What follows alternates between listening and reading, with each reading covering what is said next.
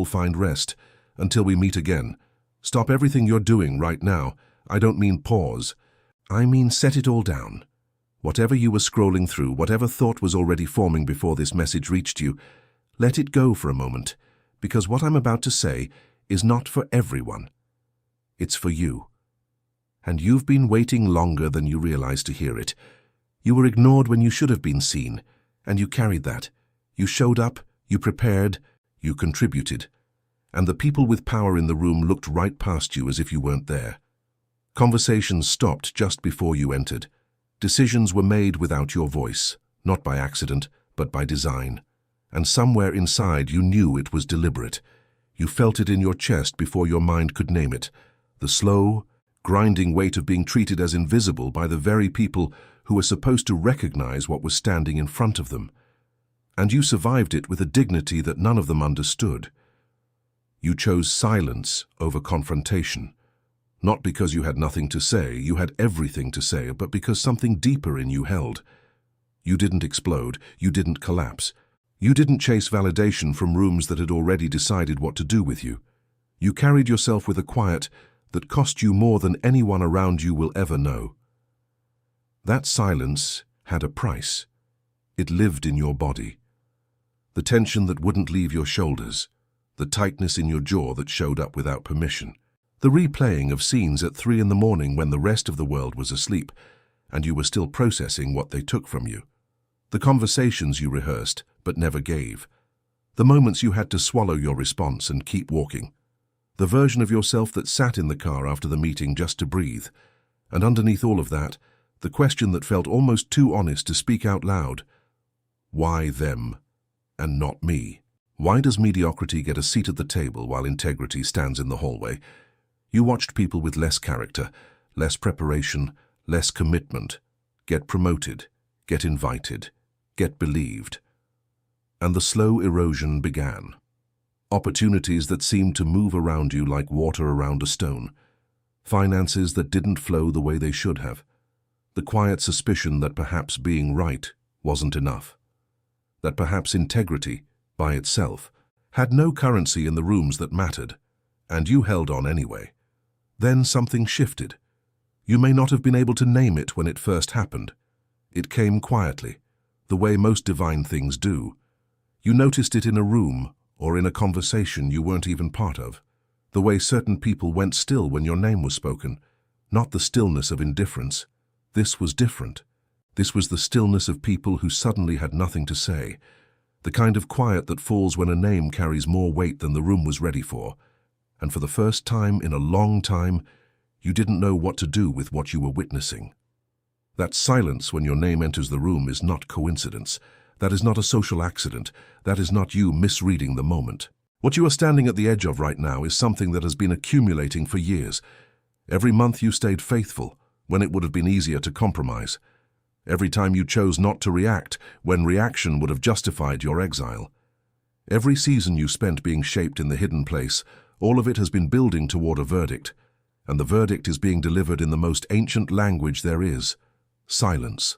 The people who once dismissed you are now involuntarily quiet when your name is mentioned, and I need you to stay with this before we move forward, because your body has been carrying the weight of the season that produced this moment, and it hasn't fully caught up yet to what God has already said. If this message is reaching you today, if something in these words is landing with a weight that feels like recognition more than coincidence, I want you to do something before we go any further. Like this video right now, not as a social action but as a prophetic yes, a way of saying, this is for me. I receive this. And in the next 72 hours, I am asking God for the clarity to govern what has already shifted. That simple act to add that yes, this matters more than you know. Now I want to sit with you in something. There is a man in Scripture whose name became the language for this exact experience. His name was Joseph. His story did not begin in power. It began in a pit, sold by his own family, carried into a foreign land, placed in a prison for a crime he didn't commit. And there other people's dreams passed through him. He interpreted he was right, and then the man he helped forgot him. 2 more years of faithfulness without an audience. 2 more years of holding his integrity in a place where no one of consequence could see it. No platform, no recognition, just a man chosen by God, hidden in a prison, being faithful in the dark. And God saw every single day of it. When Joseph finally stood before Pharaoh, the most powerful man in the known world, and when Joseph spoke, Pharaoh went quiet. Not the quiet of dismissal. The quiet of a man who had just encountered something he had no categories to explain. "Can we find a man like this?" Pharaoh said. "In whom is the Spirit of God?" The room had nothing left to say, and the chosen one who had spent years being ignored was suddenly the only voice in Egypt that mattered. That silence was not social. That silence was a verdict. Now let me give you something you can actually use. The enemy of the chosen one does not lead with force. The enemy leads with provocation. The strategy was never to destroy you outright. The strategy was to get you to react, to get you to say the thing in the wrong room, at the wrong time, in a way that would justify every narrative they had already written about you. Every moment they excluded you, every time they passed over you, every decision they made without your voice. Part of the calculation was hoping that eventually you would snap, that you would give them the reaction that would become the story they told about you instead of the one God was writing. You never gave them that reaction, and what you don't fully realize yet is that the reaction you withheld was your most powerful move. Not a passive move, a strategic, spirit-led move you made sometimes without understanding why, because something in you knew the story wasn't over. Integrity, when sustained under pressure, becomes a living accusation. Every day you showed up and refused to compromise, you were writing a counter-narrative that powerful people could feel in the room even when they couldn't name it. The bill has come due, and the only language they have left is silence. When Joseph's brothers stood before him, the men who threw him in a pit, who sold him to traders, who let their father grieve for years believing his son was dead, they went silent. Not because Joseph threatened them, because his presence itself was the verdict. His face, his position, his composure in the seat of power, it said everything that any speech could never say. Their silence was the sound of a verdict they didn't expect and couldn't contest.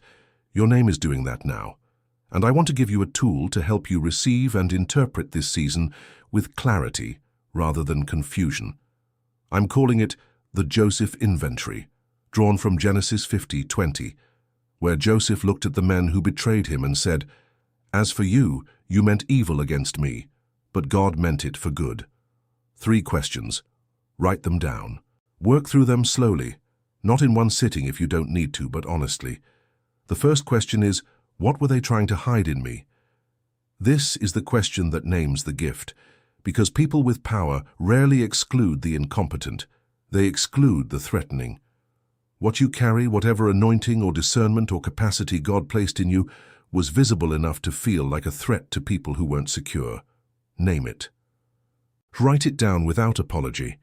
What is the gift that made powerful people uncomfortable?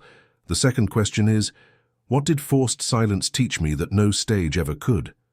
The prison is a school that no success could replicate.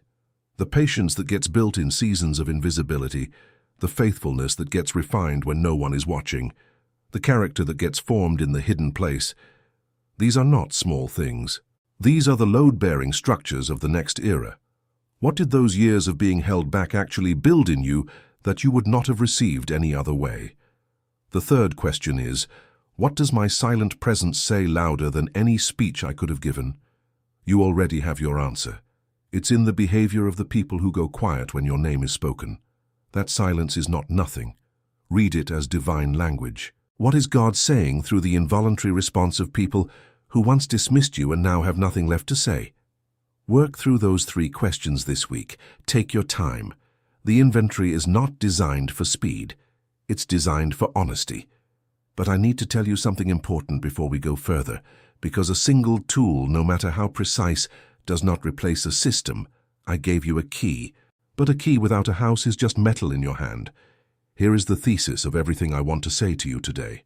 You don't need more recognition. The war to prove you belong is over. God has already rendered the verdict. The silence in the room is the proof. What you need now is discernment to govern the new era that has arrived. Let me be direct with you. The trap you just escaped was reacting. You passed that test. But there is a second trap waiting for the chosen one in this moment, more subtle and more dangerous than the first. The second trap is trying to govern a new era, with battle exhaustion still living in your body. You have been in survival mode, protecting yourself, managing your composure, scanning every room for the next threat. That posture kept you alive in the season that just ended. But you cannot govern from that posture. You cannot lead your household, make the decisions this era requires, navigate the influence now opening, while your nervous system is still wired for the prison. This is where Solomon's request came in. When God asked Solomon what he wanted, Solomon didn't ask for vindication. He didn't ask for more resources, more visibility, more platform. He asked for a discerning mind, because he understood that the weight of what God had given him required more than desire to carry. It required a particular quality of inner architecture. The provision that followed was not wisdom in the abstract. It was a systematic, daily, practical orientation toward the kind of clarity that governs rather than merely survives. That is what I have built for you inside the Solomon Code. This is not a devotional. This is a specific three-movement path designed for the chosen one who has just survived a long season of being hidden and is now standing at the threshold of governing.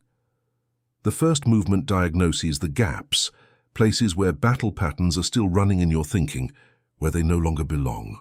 The second movement quiets the soul, a structured process of bringing the weight of the past season before God and actually releasing it so the next era doesn't carry the emotional debt of this one. The third movement is a daily protocol drawn from Proverbs, not a reading plan, a governing practice that trains the mind to operate with the discernment this new era requires. You do not need to be a theologian. You need to be willing to do the work of a chosen one who knows the season of proving is over and the season of governing has begun. The path is in the pinned comment. Take 30 seconds right now and find it. Before I close, I want to ask you to do one more thing. In the comments below, write your city, just your city, because I believe there is a silent army watching this right now, people who have been in the same hidden season, who have carried the same weight, who have felt the same shift, and I want you to know that you are not alone in this. Write your city, and then write these 4 words. I know who I am.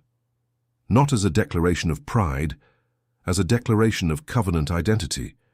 Let those 4 words be the first governing statement of the era you are stepping into. And if this message reached someone you know, someone who has been overlooked, someone whose name has been carrying weight in rooms they weren't even in, share it with them. Sometimes the word that shifts a season arrives through a friend who thought to send a link. The Solomon Code stays in the pinned comment. It will be there when you're ready.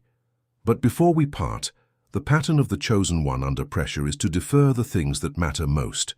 Deferred decisions in a season of transition become never decisions, not from rejection but from exhaustion. You don't have to decide this moment, but give yourself permission to decide soon with intention before the weight of the next week makes the decision for you. May the wisdom from above be the ground beneath your feet today. May your soul find the rest it has been waiting for. Until we meet again.